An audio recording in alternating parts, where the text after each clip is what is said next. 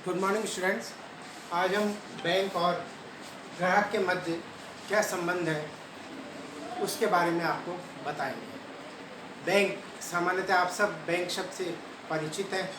Bank में आप जाते भी होंगे, पैसे जमा कराते भी हैं, पैसा जब हमें ज़रूरत पड़ती है हम वापस पैसा निकालते भी हैं, और जब हमें अतिरिक्त पैसे की आवश्यकता होती है तो बैंक के माध्यम से हम लोन भी लेते हैं और समय समय पर लोन के ब्याज की अदायगी करते हैं।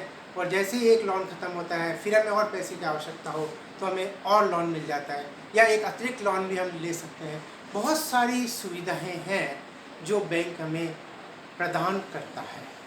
तो ये जो लेसन है कि बैंक और ग्राहक, हमारा यदि खाता यदि बैंक में है तो हम उसके क्या कहलाएंगे, सामान्य भाषा में हम उसके ग्राहक कहलाते हैं। बैंक हमसे अपेक्षा करता है कि नियमित लेन देन के लिए हम बैंक में अपना खाता खोल करके हम नियमित लेन देन करें। इसके पहले कि हम आगे बढ़ें, हम आपको बैंक के बारे में क्या क्या मुख्य काम है वो आप सब भी परिचित है, लेकिन फिर भी एक बार संक्षिप्त में हम आपको बता रहे हैं। बैंक वह संस्था है जो मुद्रा में व्यवसाय करती है, जहाँ धन जमा होता है, संरक्षण वह करती है, वहीं से वह वापस आपको क्या करती है, निर्गमन करती है, तथा ऋण देने में एवं कटौती की सुविधाएं भी प्रदान करती है। और एक स्थान से यदि हमें दूसरे स्थान पर धन को हस्तांतरित करना है तो ये काम भी बैंक के माध्यम से होता है। ये आप सब परिचित हैं कि आपको पैसा एक स्थान से दूसरे स्थान पर भेजना है, फटाक से आप बैंक जाते हैं और बैंक जा कर के पैसे का ट्रांसफ़र कर देते हैं। आजकल तो आप देखिए मोबाइल के माध्यम से, मतलब बैंक का जो ट्रांजैक्शन का कार्य है वह इतना सुविधाजनक हो गया है कि आप घर बैठे आप क्या है, बैंक का सारा कार्य कर सकते हैं। आप यदि बैंक की जो ऐप है वो ऐप अपने मोबाइल में अपलोड कर लेते हैं तो आप घर बैठे बैठे बैंक के सारे पैसे का जो ट्रांजैक्शन वगैरह करना है वो सब आप एक स्थान से दूसरे स्थान पर पैसे को भेज सकते हैं। यहाँ तक कि आप अपनी एफडी बनाने के लिए जो पहले बैंक जाते थे वो एफडी बनाने के लिए भी आपको बैंक जाने की आवश्यकता नहीं होती है, वह भी आप ऐप से ही बना सकते हैं। तो बैंक का कार्य इतना ज़्यादा बढ़ गया है कि इसके विषय में हमको संपूर्ण जानकारी होना आवश्यक है। यदि हमें जानकारी नहीं होती है तो हमें बार बार क्या है, बैंक की जो गतिविधियां हैं उसके बारे में हमें परिचित नहीं होते हैं और हम परेशान होते रहते हैं। तो सामान्य भाषा में इसमें जो संबंध है कि बैंक के सारे काम, जो भी हम पैसा, सबसे पहले जब अपन बैंक जाते हैं तो सबसे पहले हम क्या करेंगे, बैंक में अपना खाता खोलना चाहते हैं। खाता खोलना चाहते हैं तो खाता खोलने का फॉर्म ले करके हम उसमें अपना जो भी उन्होंने मांगी है फॉर्मेलिटीज़, वो फॉर्मेलिटीज़ दे करके हम बैंक में फॉर्म दे देते हैं। बैंक फॉर्म ले करके हमसे जो निश्चित मिनिमम चार्जेस है वो वहाँ जमा करते हैं और वो जमा करके खाता खोलते हैं। खाता खोल करके हमको जो पासबुक है वो पासबुक हमको दे देते हैं। तो सामान्य तरीके से हम इस प्रकार से बैंक के क्या बनते हैं, ग्राहक बन जाते हैं। और जब भी हमें पैसे की ज़रूरत होती है या हमारे पास जो पैसा पड़ा है उसे हमें जमा कराना होता है तो हम बैंक में जाते हैं और उस पैसे को बैंक विंडो पे जमा करा देते हैं। तो सामान्य भाषा में हम ये कह सकते हैं कि बैंक का काम इतना ज़्यादा है कि बिना बैंक के हम अपने सारे जो नियमित लेन देन है, एक व्यवसाय जो नियमित लेन देन करता है, एक जो सर्विस वाला जो पैसे का लेन देन करता है, वो सब बैंक के माध्यम से ही संपन्न होते हैं। इसके बाद आता है ग्राहक वर्ण है। इसके साथ हम क्या है, बैंक के, जब सामान्य भाषा में हम बैंक से लेन देन कर रहे हैं तो हम बैंक के क्या हो गए, ग्राहक हो गए। और बैंक भी हमसे अपेक्षा करता है कि हम उसके ग्राहक बनने के लिए हमारा खाता होना आवश्यक है। लेकिन कुछ समय यदि किसी व्यक्ति का खाता बैंक में नहीं है और कुछ ऐसी वह राय लेना चाहता है, बैंक से परामर्श करना चाहता है, वह बैंक ड्राफ्ट बनवाना चाहता है, तो खाता नहीं होते हुए भी कुछ सुविधाएं ऐसी है जिनका बैंक में खाता नहीं है, लेकिन फिर भी वह बैंक उनका कार्य क्या करता है, संपन्न करता है। अब नेक्स्ट इसमें आता है बैंक और ग्राहक के मध्य क्या संबंध है।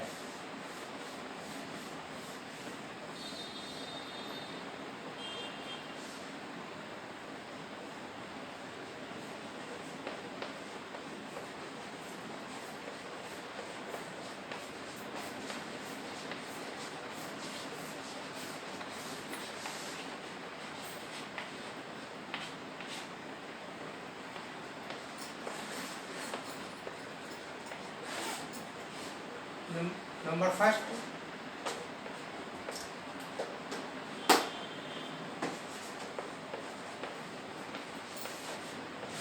ऋणी व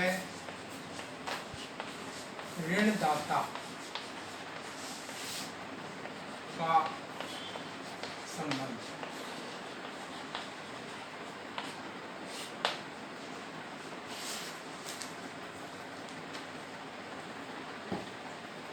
ऋणदाता और ऋणी का संबंध। बैंक कब ऋणदाता होता है, कब ऋणी होता है, हम कब ऋणदाता होते हैं, हम कब ऋणी होते हैं। आप देखिए, जब हम पैसे को बैंक में जमा कराते हैं तो हम ऋणदाता हुए और बैंक ऋणी हुआ, और जब हम बैंक से पैसा लेते हैं तो बैंक क्या हुआ, ऋणदाता हुआ, और हम क्या हुए, ऋणी हुए। तो दोनों ही परिप्रेक्ष्य में एक बैंक भी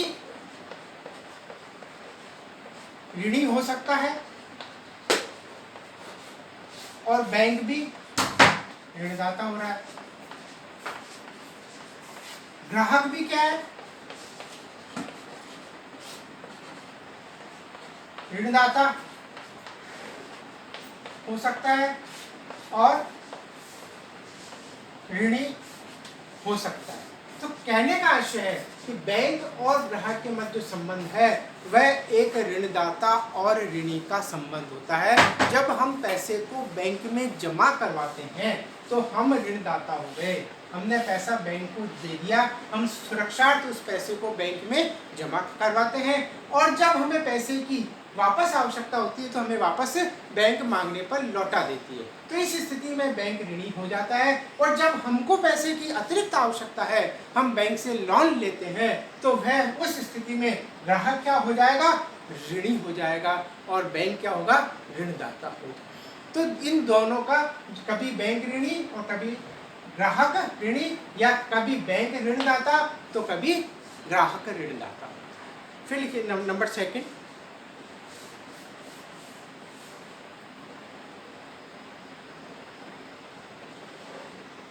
प्रणयासी के रूप में बैंकर, प्रणयासी के रूप में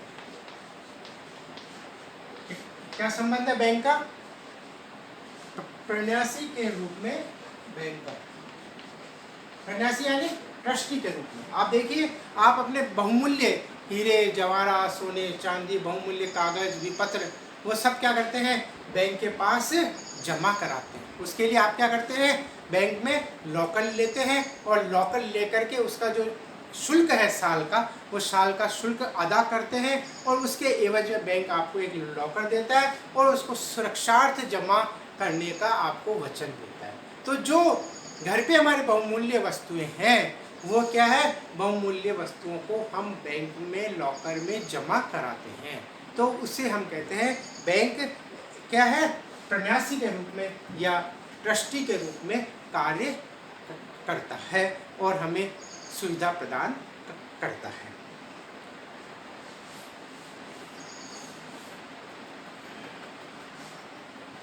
फिर है अभिकर्ता के रूप में,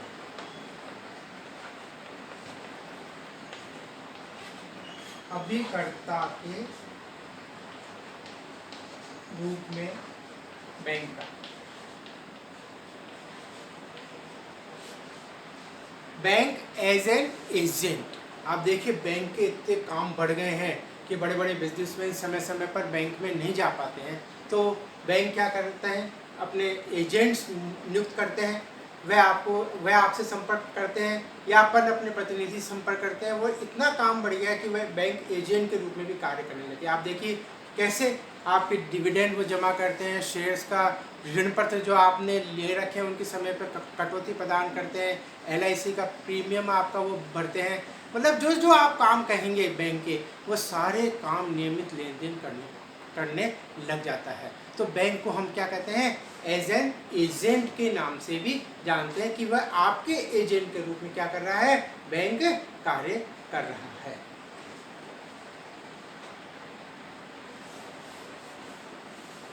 कभी कभी बैंक या अभिकर्ता और प्रन्यासी दोनों के रूप में कार्य करता है। आपने जो बहुमूल्य शेयर्स या विपत्र जमा कराए हैं, वह जमा भी करता है और जब उनका लाभांश आता है तो उस लाभांश को वापस आपके खाते में जमा कर रहा है। तो आप देखिए, एक तो सुरक्षा जमा कर रहा है प्रन्यासी के रूप में, एज एन ट्रस्टी के रूप में, और फिर उसके बाद में जो नियमित उसका लाभांश वगैरह आ रहा है वो आपके खाते में डाल रहा है। तो एज एन एजेंट भी वो आपके रूप में क्या कर रहा है, कार्य कर रहा है। तो कभी कभी दोनों काम एक साथ करता है। तो आप देखिए बैंक का काम कितना बढ़ गया है कि हमारा सारा काम बैंक क्या है, बड़ी आसानी से कर देता है और हमको ये सुविधा प्रदान करता है। फिर देखिए नंबर नेक्स्ट, फोर्थ,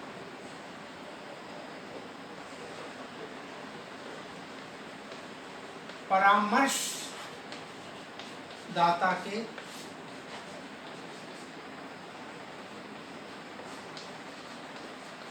रूप में बैंक है। कभी कभी हमारे सामने बहुत सारी समस्याएं आती है कि हमें क्या करना चाहिए, हमें पैसे को कहाँ इन्वेस्ट करना चाहिए जिससे मुझे अधिकतम लाभ की प्राप्ति हो, लाभांश मिले, हमें ब्याज दर ज़्यादा मिले। तो हम बैंक मैनेजर साहब के पास जाते हैं और ये कहते हैं कि हमें बताइए हमें कौन सी चीज़ के शेयर खरीदने चाहिए, कौन सी कंपनी में पैसा इन्वेस्ट करना चाहिए, किसका मार्केट अच्छा चल रहा है, या आपकी बैंक की कौन सी स्कीम है जिसमें हम इन्वेस्ट या विनियोग करें तो हमें जल्दी रिटर्न मिले और हमारे पैसे से क्या है और हम अधिक लाभ अर्जित कर सकें। तो बैंक मैनेजर साहब उनको गाइडेंस देते हैं कि अभी ये मार्केट में क्या है, इन स्कीम्स में आप पैसा इन्वेस्ट कर सकते हैं। तो बैंक का काम देखिए आप कितना बढ़ गया है।